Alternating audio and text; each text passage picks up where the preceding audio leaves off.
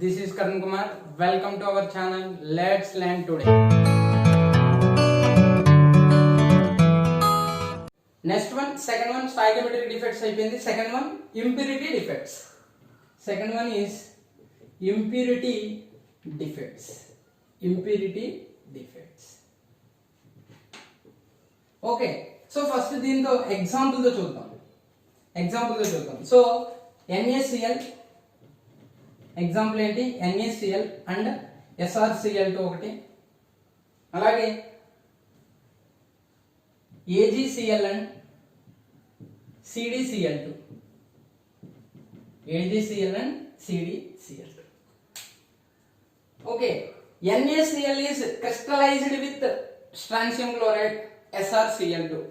NaCl is crystallized with SrCl2. For example, NaCl తీసుకుందాం. Okay, NaCl తీసుకుందాం.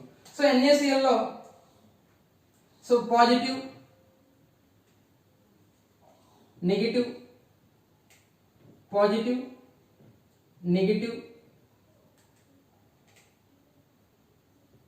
Negative, positive, negative, positive, positive, positive, okay, negative, negative, negative, positive, negative, positive. Okay, చూడండి ఇక్కడ NaCl is crystallized with doping చేస్తున్నాం. Doping అంటే adding of impurities, adding of impurities. So for example ఇక్కడ చూడండి. So NaCl లో మనకి Na plus Cl minus, Na plus Cl minus. So SrCl2 లో వచ్చేసరికి Sr plus 2, Sr plus 2, Cl minus, Cl minus. So నేను ఏం చేశానంటే రెండు Na, అప్పుడు మీరు ఎప్పుడైతే డోపింగ్ చేశారో SrCl2 తో క్రిస్టలైజేషన్ చేశారో అప్పుడు ఆటోమేటిక్ గా 2Na plus is equal to Sr plus 2 charges. ఎందుకంటే ఒక Na లో ఒక పాజిటివ్ ఛార్జ్ ఉంది, Na లో ఒక పాజిటివ్ ఛార్జ్ ఉంది, Na లో ఒక పాజిటివ్ ఛార్జ్ ఉంది. 2Na ప్లస్ లో ఎన్ని పాజిటివ్ ఛార్జీలు ఉంటాయి? 2 పాజిటివ్ ఛార్జీలు ఉంటాయి. సో ఈ ఎలక్ట్రికల్ న్యూట్రల్ కాబట్టి ఏదైనా ఆటమ్ అనేటువంటిది సో రెండు పాజిటివ్ ఛార్జీలు మిస్ చేసినప్పుడు సో Na ప్లస్ మిస్ చేసాం. సో అప్పుడు SrCl2 ఏమవుద్ది? Sr plus 2, Sr plus 2. Okay, Sr plus 2. ఎందుకంటే Sr ప్లస్ 2 అంటే ఎన్ని పాజిటివ్ ఛార్జీలు ఉన్నాయి? 2 పాజిటివ్ ఛార్జెస్. Na ప్లస్ లో ఒక Na ప్లస్ లో ఒక పాజిటివ్ ఛార్జ్. సో సరిపోయిందా? సో దీన్ని ఇట్లాంటి డిఫెక్ట్స్ ఏమంటారంటే ఇంప్యూరిటీ డిఫెక్ట్స్ అంటారు, అంతే. Impurity defects. So NaCl is crystallized with SrCl2. SrCl2 లో ఉండేటువంటి కేటయాన్ ఏంటి? Sr plus 2, strontium plus 2 charge. So Na plus లో ఒక పాజిటివ్ ఛార్జ్ ఉంటుంది. సో ఎప్పుడైతే నువ్వు క్రిస్టలైజేషన్ చేసావో ఇందులో ఉన్నటువంటి Na ప్లస్ అనేటువంటి 2 Na ప్లస్ మిస్ అయితే Sr ప్లస్ 2 వచ్చి ఆక్యుపై అవుతుంది. అప్పుడు ఆటోమేటిక్ గా పాజిటివ్ ఛార్జ్ సరిపోయిందా లేదా? పాజిటివ్ ఛార్జ్ సరిపోయిందా లేదా? So number of vacancy sites is equal to number of vacancies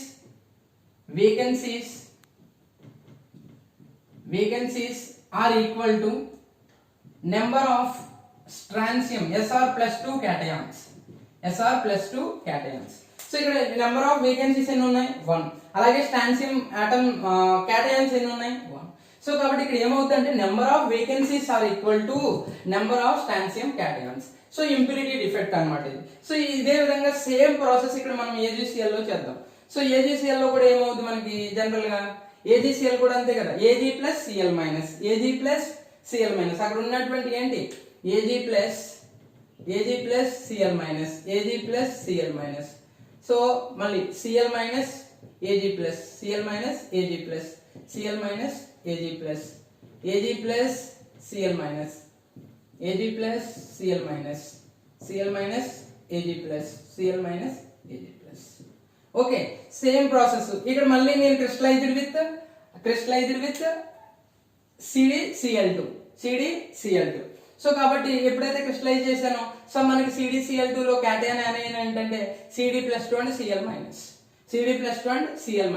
so అప్పుడు ఆటోమేటిక్ గా రెండు ఏజీ ప్లస్ రిమూవ్ అయ్యి వాటి ప్లేస్ లో ఏమొస్తుంది CD+2 CD+2.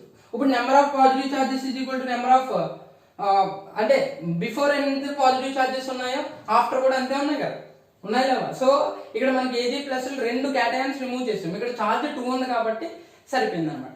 సో ఇట్లాంటి డిఫెక్ట్ ని ఏమంటామంటే ఇంప్యూరిటీ డిఫెక్ట్ అంటాం. ఏమంటాం? Impurity defect. So impurity defect అంటే ఒక ఇంప్యూరిటీని యాడ్ చేస్తాం దాని యొక్క కండక్టివిటీని ఇంక్రీజ్ చేయడం కోసం. సో NaCl SrCl2 తో అలాగే AgCl CdCl2 తో ఈ రెండు AgCl ని CdCl2 తో డోపింగ్ చేస్తాం. డోపింగ్ అంటే addition of impurity. Doping is nothing but addition of impurities. So ఈ స్టాన్సియం యాడ్ చేయడం వల్ల ఇక్కడ రెండు Na+లు పోయి సో కంప్లీట్ గా రెండు Na+లు పోయి ఒక Sr+2 వచ్చింది. అప్పుడు ఆటోమేటిక్ గా పాజిటివ్ చార్జ్ సరిపోయింది. సో అక్కడ కూడా అంతే, రెండు Ag+ వెళ్ళిపోయి Cd+2 వస్తుంది. దీన్నే ఇంప్యూరిటీ డిఫెక్ట్ అంటారు. Next defect non stoichiometric defects. Non stoichiometric defects. Okay, so మనం స్టాయికియోమెట్రిక్ డిఫెక్ట్స్ అంటే ఏంటో చెప్పాను. Do not disturb the stoichiometric ratio, but in non stoichiometric defects disturb the stoichiometric ratio. Stoichiometric ratio. Okay, so అంటే ఏంటో చెప్తాను మీకు. Okay, non stoichiometric defects are two types. These defects are two types. So first one, metal excess defect. Second one is metal deficiency defect. Okay, so metal excess defect and metal deficiency defect. So in metal excess defects అనేటువంటిది due to their anionic vacancies, anionic vacancies. So and then cations are located at interstitial sites. So two conditions వల్ల మనకి ఈ defect form అయ్యే chance ఉందన్నమాట. ఒకటి యానయానిక్ site vacant అయిపోవడం వల్ల. Okay, యానయానిక్ site vacant అయిపోయింది అనుకో ఆటోమేటిక్ క్యాటయాన్ నెంబర్ ఏమవుతుంది? ఇంక్రీజ్ అవుతుంది. మెటల్ అంటే నథింగ్ బట్ క్యాటయాన్. మెటల్ అంటే tendency to losing an electron. ఎప్పుడైతే ఎలక్ట్రాన్ లూజ్ అయింది ఏం ఫామ్ అవుతుంది? క్యాటయాన్ ఫామ్ అవుతుంది. అందువల్ల నథింగ్ బట్ మెటల్ ఎక్సెస్ అంటే క్యాటయాన్ ఎక్కువగా ఉంటే దాన్ని మెటల్ ఎక్సెస్ డిఫెక్ట్ కింద కన్సిడర్ చేయొచ్చు. సో యానయానిక్ వేకెన్సీస్ అంటే యానయానిక్ పార్ట్ మిస్ అయిపోయింది అనుకో, క్యాటయాన్స్ ఏమైపోతాయి? ఇంక్రీజ్ అయిపోతాయి. Metal excess defect. అలా కాకుండా క్యాటయాన్స్ అనేటువంటివి ఇంటర్స్టీషియల్ సైట్ లో వచ్చి ఆక్యుపై అయిపోతున్నాయి. అప్పుడు ఆటోమేటిక్ గా ఉండాల్సిన క్యాటయాన్స్ కంటే ఇంటర్స్టీషియల్ సైట్ లో మళ్ళీ ఎక్స్ట్రా క్యాటయాన్స్ వచ్చేసింది. అప్పుడు ఏమైపోతుంది? అప్పుడు కూడా మెటల్ ఎక్సెస్ డిఫెక్ట్ వస్తుంది.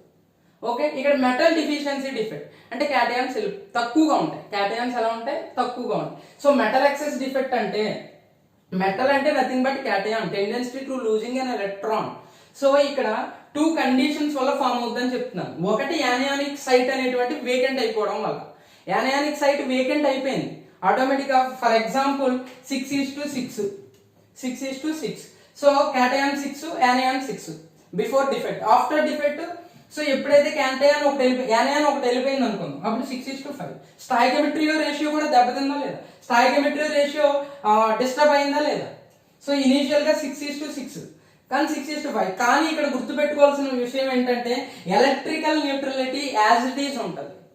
ఎలక్ట్రికల్ న్యూట్రలిటీ ఇక్కడ పాజిటివ్ చార్జ్ 6 ఉన్నాయి, నెగిటివ్ చార్జ్ 6 ఉన్నాయి కాబట్టి ఎలక్ట్రికల్ న్యూట్రలిటీ ఉండదు అనుకుంటున్నారేమో. ఎలక్ట్రికల్ న్యూట్రలిటీ ఉంటుంది ఖచ్చితంగా, కానీ ఈ రేషియో అనేటువంటిది మాత్రం డిస్టర్బ్ అవుతుంది. సో అది ఇంపార్టెంట్ పాయింట్ ఇక్కడ.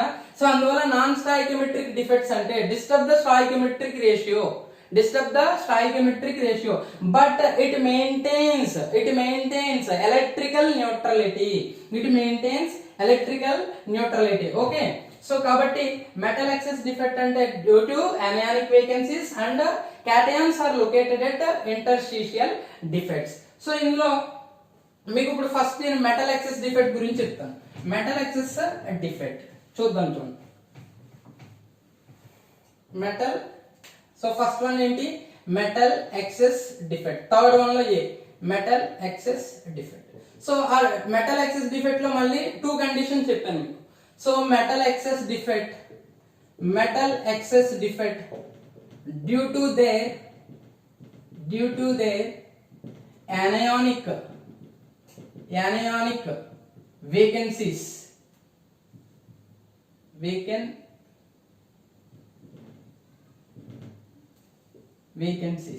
Okay, due to their. So for example దీనికి ఎగ్జాంపుల్ ఏంటంటే NaCl లో KCl.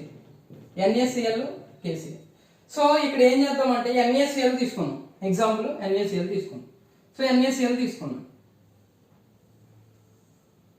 So positive charge, negative charge, okay, positive charge, negative charge, negative charge, positive charge, negative charge, positive charge. So Na plus Cl minus అని, Na plus Cl minus plus minus plus, okay. So okay, ఇది NaCl crystal. Metal excess defect అంటున్నాను. నేను ఇక్కడ ఏం చేస్తానంటే Na sodium vapours ని ఈ crystal మీదుగా పంపిస్తున్నాను. సోడియం వేపర్స్ ని ఏం చేస్తున్నాను, ఈ క్రిస్టల్ మీదుగా పంపిస్తున్నాను. సో ఈ డిఫెక్ట్ ఏ విధంగా అయినా ఫామ్ అవ్వచ్చు. మనకి అక్కడ ఎలా ఫామ్ అయింది అనేది ఇంపార్టెంట్ కాదు, అక్కడ ఏం జరుగుతుంది అనేది ఇంపార్టెంట్. ఓకేనా, ఈ డిఫెక్ట్స్ ఎలాగైనా ఫామ్ అవచ్చు, ఎలా ఫామ్ అవుతున్నాయి అది మనకి ఇక్కడ కాన్సెప్ట్ కాదు. మనకి ఈ డిఫెక్ట్ అంటే ఏంటో తెలుసుకోవాలి. సో సోడియం వేపర్స్ ని పంపించు. ఎప్పుడైతే సోడియం వేపర్స్ ని పంపించామో అప్పుడు ఏం ఫామ్ అవుద్ది, Na ప్లస్. సో ఎలక్ట్రాన్స్ ని ఈ సోడియం వేపర్ అనేటువంటిది Na ప్లస్ అదే ఎలక్ట్రాన్ లాస్ అవుద్ది. సో ఎలక్ట్రాన్ ఎప్పుడైతే లాస్ అయిందో, ఓకే, ఎలక్ట్రాన్ లాస్ అయింది. ఇక్కడ Cl మైనస్ ఉన్నాయి, ఈ క్రిస్టల్ ఏమున్నాయి, Cl మైనస్ ఉన్నాయి. ఇక్కడ ఉన్నటువంటి Cl మైనస్ అనేటువంటిది, సో ఇక్కడ ఈ సోడియం వేపర్ వల్ల వచ్చినటువంటి Na ప్లస్ అనేటువంటిది ఈ రెండు కలిసిపోయి NaCl ఫామ్ అయిపోతుంది. NaCl ఫామ్ అవుతుంది. అప్పుడు ఆటోమేటిక్ గా ఇక్కడ నెగిటివ్ ఛార్జ్ వేకెంట్ అయిపోయిందా, ఈ నెగిటివ్ ఛార్జ్ వేకెంట్ అయిపోయినటువంటి ఈ నెగిటివ్ ఛార్జ్ లోకి ఇక్కడ ఎలక్ట్రాన్స్ రిలీజ్ అయినాయి కదా, ఆ రిలీజ్ అయినటువంటి ఎలక్ట్రాన్స్ ఈ స్పేస్ ను ఆక్యుపై చేసేస్తాయి. క్లియర్, ఈ స్పేస్ ను ఆక్యుపై చేస్తాయి. సో అప్పుడు ఆటోమేటిక్ గా న్యూట్రలిటీ దెబ్బతినలేదు, క్లోరిన్ అనేటువంటిది వెళ్ళిపోయింది, నెగిటివ్ ఛార్జ్, ఎలక్ట్రాన్ కూడా నెగిటివ్ ఛార్జ్, న్యూట్రలిటీ ఏమీ డిస్టర్బ్ అవ్వలేదు. ఎందుకంటే నెంబర్ ఆఫ్ పాజిటివ్ ఛార్జెస్ ఎన్ని ఉన్నాయి, ఇప్పుడు కూడా నెంబర్ ఆఫ్ నెగిటివ్ ఛార్జెస్ అన్ని ఉన్నాయి. కానీ రేషియో డిస్టర్బ్ అయింది. ఇనిషియల్ గా మనకి ఎన్ని ఉన్నాయి, 8:8 క్యాటయాన్స్ ఉంటే 8 యానియాన్స్ ఉన్నాయి. కానీ ఇప్పుడు యానియాన్స్ నెంబర్ ఏమైపోయింది, తగ్గిపోయింది, ఒకటి తగ్గిపోయింది, Cl మైనస్ ఒకటి వెళ్ళిపోయి Na ప్లస్ తో రియాక్ట్ అయిపోయి NaCl ఫామ్ అయిపోయింది. సో కాబట్టి 8:7. సో అందువల్ల వీటిని ఏమంటారు, non stoichiometric defects. Okay, so this centre is known as F centre. ఏం సెంటర్ అంటారు దీన్ని, F సెంటర్. అంటే ఫార్బన్ జెంటర్. F అంటే ఏంటి అక్కడ, farben zentren. It is a German word, which means color center. Okay, clear. So metal excess defect అంటే due to their anionic vacancies. So మనం NaCl crystal తీసుకున్నాం, ఆ NaCl మీదుగా Na వేపర్ ని పాస్ చేశాను. అప్పుడు Na అంటే జనరల్ గా tendency to losing an electron loss అవుద్ది.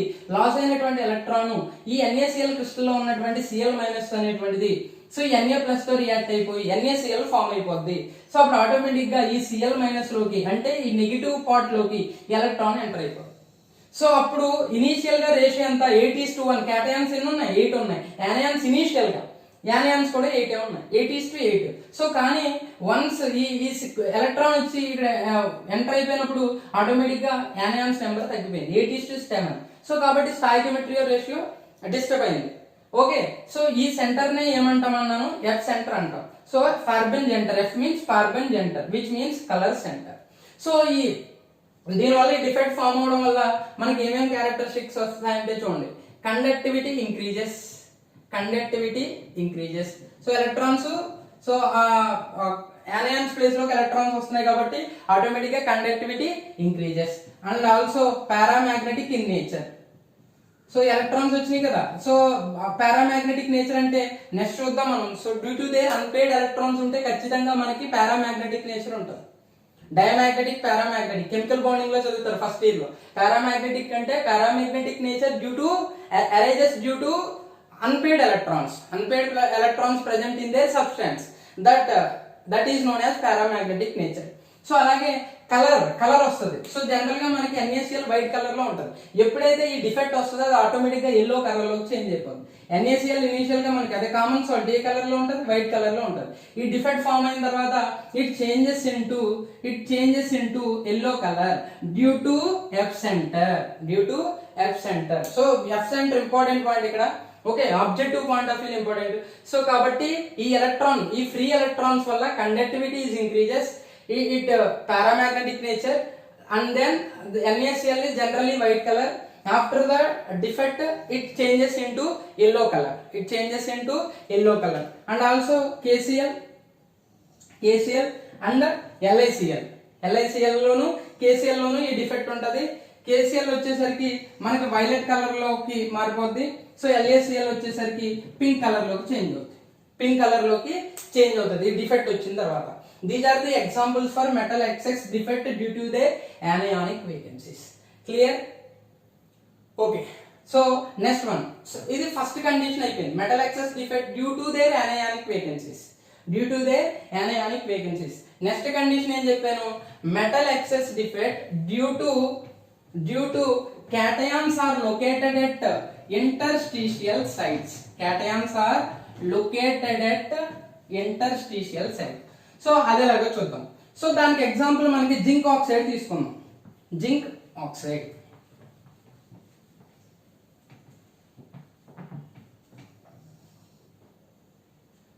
metal excess defect due to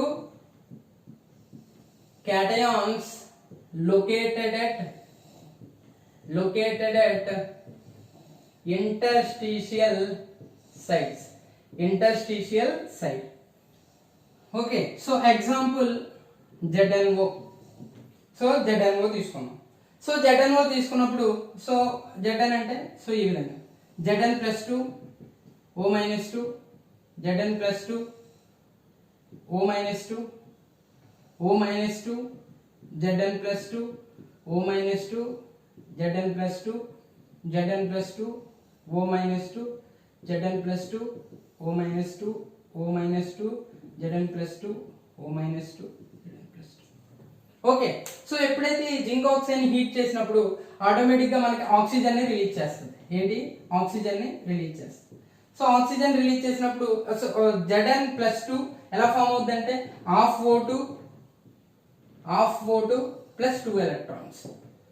When you are heated zinc oxide, so Zn+2 is released. When you are heated zinc oxide, so ఈ zinc oxide ఈ crystal ని heat చేసినప్పుడు మనకి Zn+2 అలాగే 2 electrons release అవుతాయి. So ఆ release అయినటువంటి Zn+2 అనేటువంటిది ఈ ఇంటర్స్టిషియల్ సైట్ లో వచ్చేస్తుంది. ఇంటర్స్టిషియల్ సైట్ లోకి వస్తుంది. ఓకే, ఇంటర్స్టిషియల్ సైట్ లోకి వస్తుంది. ఈ 2 ఎలక్ట్రాన్స్ ఉన్నాయి కదా, దీనికి దగ్గరగా ఉన్న ఇంటర్స్టిషియల్ సైట్ కి 2 ఎలక్ట్రాన్స్ ఇలా ఉంటాయి. ఓకే, 2 ఎలక్ట్రాన్స్ ఈ Zn+2 కి దగ్గరగా వచ్చేస్తాయి. సో ఇనిషియల్ గా మనకి రేషియో 8:8 ఉంది. సో ఇప్పుడు ఏమైంది? అలాగే 1 O-2 క్యాన్సిల్ అవుతుంది, 1 O-2 ఉండదు. సో కాబట్టి దీనికి ఇక్కడ ఇనిషియల్ గా మనకి 8:8 రేషియో ఉంది. Zn+2 ఎన్ని ఉన్నాయో O-2 అన్నీ ఉన్నాయి. కానీ ఇప్పుడు ఏమైంది? సో క్యాటయాన్స్ ఇంక్రీజ్ అయిపోయినాయి, యానియాన్స్ తగ్గిపోయింది. కానీ ఎలక్ట్రికల్ న్యూట్రలిటీ ఆ O-2 ప్లేస్ లోకి 2 ఎలక్ట్రాన్స్ వచ్చేసింది, 2 నెగిటివ్ చార్జెస్ వచ్చేసింది. అంటే చార్జెస్ సరిపోయినాయి. సో క్యాటయాన్స్ యానియాన్స్ ఈక్వల్ గానే ఉన్నాయి, కానీ యానియాన్స్ అనేటువంటివి తగ్గినాయి. O-2 అనేటువంటి వెళ్ళిపోయి వాటి ప్లేస్ లోకి 2 ఎలక్ట్రాన్లు వచ్చినాయి. సో కాబట్టి ఇక్కడ ఈ క్యాటయాన్స్ ఎక్కడ లొకేట్ అవుతున్నాయి? ఇంటర్స్టిషియల్ సైట్ లో లొకేట్ అవుతున్నాయి. సో అక్కడేంటి? యానియాన్స్ వేకెంట్ అయిపోయింది. ఇందాటి కేసులో యానియాన్స్ వేకెంట్ అయిపోవడం వల్ల ఆ డిఫెక్ట్ ఫామ్ అయింది. ఇక్కడ క్యాటయాన్స్ అనేటువంటివి ఇంటర్స్టిషియల్ సైట్ లో ఆక్యుపై అయిపోవడం. దీనికి ఎగ్జాంపుల్ ZnO ని ఇది zinc oxide crystal. When you are heated zinc oxide, so అప్పుడు ఇందులో ఉన్నటువంటి జింక్ Zn+2 2 ఎలక్ట్రాన్ రిలీజ్ చేసి Zn+2 అనేటువంటిది ఈ ఇంటర్స్టిషియల్ సైట్ లోకి వస్తుంది. అప్పుడు ఇంటర్స్టిషియల్ సైట్ లోకి వచ్చినప్పుడు ఆ రిలీజ్ అయినటువంటి 2 ఎలక్ట్రాన్లు కూడా ఈ Zn+2 కు దగ్గరగానే ఉంటాయి. అప్పుడు O- ఆక్సిజన్ రిలీజ్ అవుతుంది. ఆక్సిజన్ రిలీజ్ అవుతుంది. సో ఆక్సిజన్ రిలీజ్ అవుతుంది. సో కానీ ఇక్కడ O-2 అంటే ఒక యానియాన్ వెళ్ళిపోయింది, ఒక క్యాటయాన్ పెరిగి అది ఇంటర్స్టిషియల్ సైట్ లోకి వచ్చింది. ఓకే, అంటే ఆ మెటల్ ఎక్సెస్ డిఫెక్టే కదా. మెటల్ అంటే ఇక్కడ ఏం చెప్పాను, క్యాటయాన్. సో క్యాటయాన్స్ పెరిగినాయి కదా, cations compare to anions cations పెరిగినాయి. సో అందువల్ల ఇది ఏంటి, metal excess defect due to cations are located at interstitial sites. Okay, so next final one, metal deficiency defect. So metal excess defect అయిపోయింది, metal deficiency defect చూద్దాం. Next one is metal deficiency defect. Metal deficiency defect. So దీనికి example చూద్దాం, FeO. So ఈ general గా metal deficiency defect అనేటువంటిది variable oxidation states ఉంటే metal deficiency defect చూడొచ్చు. So Fe+2 Fe+3, Fe+2 and Fe+3. So మనకి general గా Fe+2 O-2 Fe+2 O-2 O-2 Fe+2 O-2 Fe+2. Okay, Fe+2 O-2 Fe+2 O-2 O-2 Fe+2 O-2 Fe+2. So ఇక్కడ మనకి ఏమవుతుందంటే metal deficiency defect. So general గా FeO అనేటువంటిది దాని stoichiometry ratio ఎలా ఉంటుంది అంటే 0.95 O, 1 ఉండదు, 0.95 O. సో అందువల్ల మెటల్ డిఫిషియన్సీ ఉంది కదా, ఎంత ఉంది, జనరల్ గా 0.93 to 96 రేంజ్ ఉంటుంది, 0.93 to 96. సో ఇంత పర్సెంటేజ్ ఉంటుంది. FeO అంటాం కానీ Fe అనేటువంటిది 0.95 ఉంటుంది, ఇక్కడ 0.95.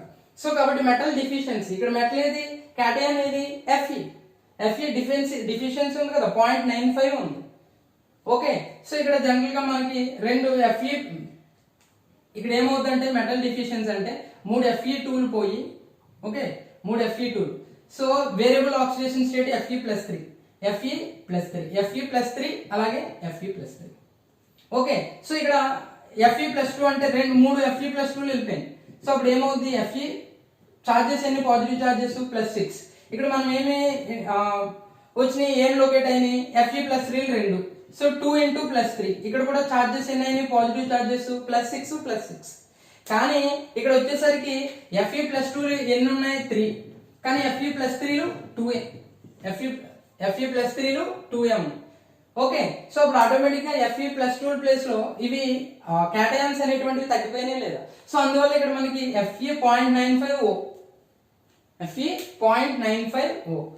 ఓకే, సో FeO ఎగ్జాంపుల్ తీసుకుంటే మనము ఇక్కడ వేరియబుల్ ఆక్సిడేషన్ స్టేట్ Fe ఎలా ఏ కండిషన్ లో ఉంటుంది, Fe+2 కింద ఉంటుంది, Fe+3 కింద ఉంటుంది. సో మనకి ఆఫ్టర్ డిఫెక్ట్ ఏమవుద్ది, ఈ Fe+2లో 3 Fe+2లు వెళ్ళిపోయి 2 Fe+3లు వస్తాయి. ఓకే, సో ఇక్కడ +6 ఛార్జ్, ఇక్కడ +6. ఓకే, +6. కానీ ఇక్కడ Fe+2లు ఎన్ని ఉన్నాయమ్మా, క్యాటయాన్స్ ఎన్ని, ఇక్కడ 3, ఇక్కడ ఎన్ని 2a, ఇక్కడ ఎన్ని 2a. సో కాబట్టి ఒక క్యాటయాన్ తగ్గిపోయిందా లేదా, ఒక క్యాటయాన్ తగ్గిపోయింది. సో 80:80 ఇనీషియల్ గా 1 2 3 4 5 6 7 8. Fe+2లు ఎన్ని ఉన్నాయి, 8. ఓకే, Fe+2లు ఎన్ని, 8. O-2లు కూడా 8. సో కానీ తర్వాత Fe+2లు ఎన్ని, 1 2 3 4 5. So 5.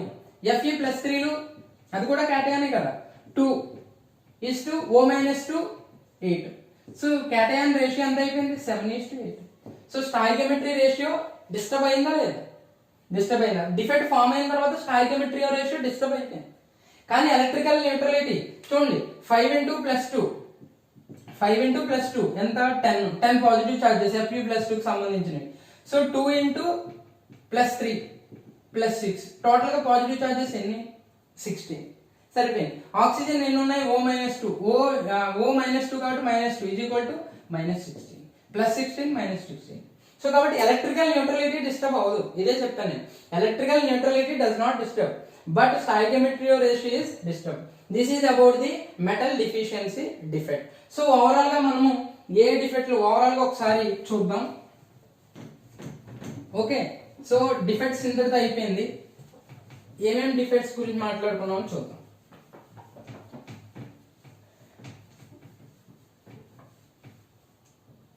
Okay, so defects are two types. What are they? Point defects, line defects. Okay, point defects and line defects. Point defects మనకు line defects సిలబస్ లో లేదు కాబట్టి దాని గురించి చూద్దాం. So point defects are classified into three types. ఏమేంటవి? stoichiometric defects. Okay, impurity defects. Next one, final one, non-stoichiometric defects. So stoichiometric defects are again classified into four types. What are they? Vacancy defect, interstitial defect. So next one, Schottky defect, and final one, Frenkel defect. These are two about the ionic solids. These two are non-ionic solids. So impurity defects lo manaku types emi levu. Non-stoichiometric defects lo again classified into two types. Metal excess defect. So metal excess defect due to their anionic vacancies.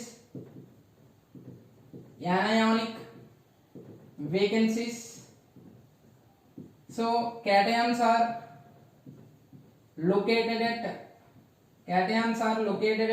so metal excess defect due to cations are located at interstitial sites.